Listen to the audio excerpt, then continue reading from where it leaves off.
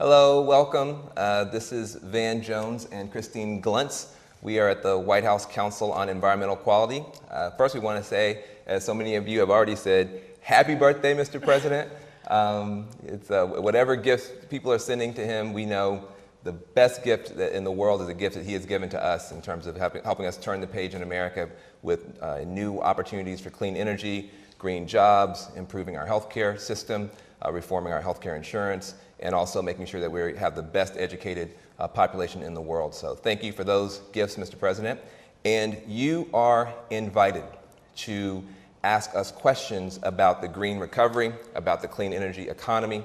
Today is a big day for us. There was a number of meetings that we had here in the White House talking about the green recovery. The Green the Block coalition jumped off with a bunch of great ideas that they're going to be doing all across America. And also we had secretaries and the Secretary of HUD, the Administrator of EPA, an Undersecretary from Department of Energy, all talking about ways that they're going to be marshaling recovery dollars to create green jobs across America. So let's have that conversation and let's figure out what folks want to talk about. Okay, Van Jones, you talk about clean energy. What type of budget is needed for this and what type of investments have already been made? Gotcha. Well, one thing we want to keep in mind is that of the $787 billion in the recovery package, $80 billion is directed toward clean energy, energy efficiency, smart batteries, the grid, brownfield cleanup. So you're talking about an $80 billion investment by mid-February that the President and Congress had already made to jumpstart this clean energy transformation. The exciting part about it for us is that this $80 billion of investment is going to create a wingspan of jobs. People literally from GEDs to PhDs will have the opportunity to get to work repowering America, retrofitting America, helping us to boot up clean, and also to further green the economy. So $80 billion is the number, and we're very, very excited about the progress we're making going forward. Great. We have a great question from Ann McDonald Felch, who is writing us from Connecticut, and she wants to know what is happening about training for green energy jobs for the young and for the old. Great. Well, a number of things are happening. First of all, just to get the big number out of the way, the number everybody's excited about, the Department of Labor is led by Secretary Hilda Solis.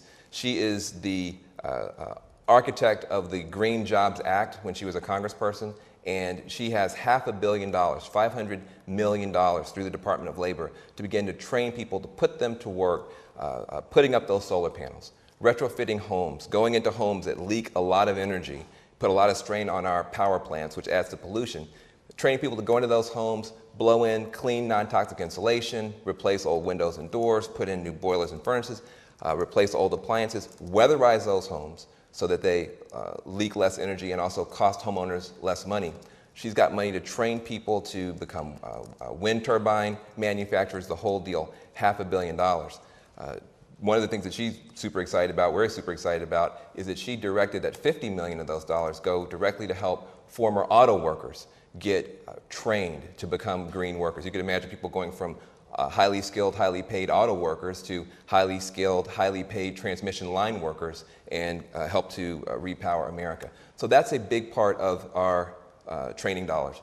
There's $100 million from the Department of Energy that's going to be going out that is also about getting us a smarter grid, a better grid, and training workers to go out there and make sure that we have the smartest, most effective transmission grid. Sounds boring. People say, geez, you're talking about transmission lines and wires and stuff.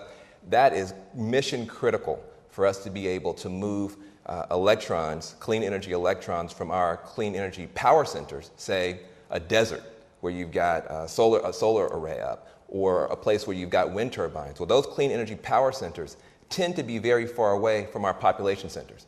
So if we're going to get all those clean energy electrons from our power centers to our population centers, we've got to have a bigger, better, smarter grid. And guess what? That grid won't put itself up. So we have $100 million to train workers to do that work.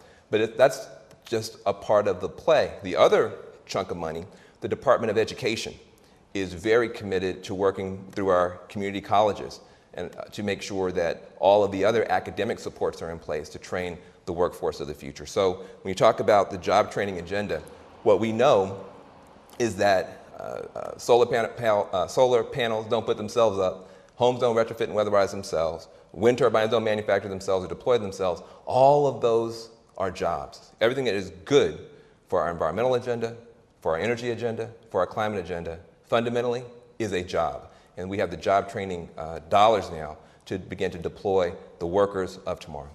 Okay, great. We have a question out of Atlanta, Georgia from Sean Sanderson, who wants to know, what or how do we get involved in this green jobs movement? That's great. Well, you know, one of the great things that's happening is all across America, you're starting to see community colleges, training centers, et cetera, step up and begin to offer more training, more classes, more coursework. So if you're a very young person, I can't tell if you're young or old, but if you're a very young person, you get a chance to take a bunch of classes and begin to prepare yourself. The president has said he wants to see people in America becoming scientists again, becoming engineers again, learning how to build things, manufacture things, design things again. That really, in his mind, is the backbone of a very strong, robust, resilient economy when we're building things here again. We want to build the future here. In order to do that, you've got to have a highly skilled, highly trained workforce. So one thing is making sure that people are highly trained.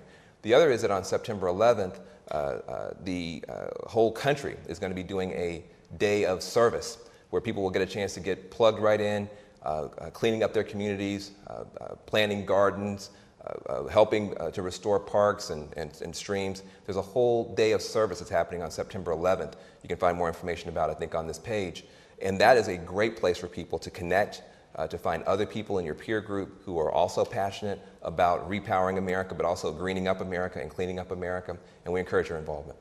Great. We have a question out of Silicon Valley. Okay. They want to know, how does public transportation fit into all this? What component does public transportation play? Well, it plays a big component.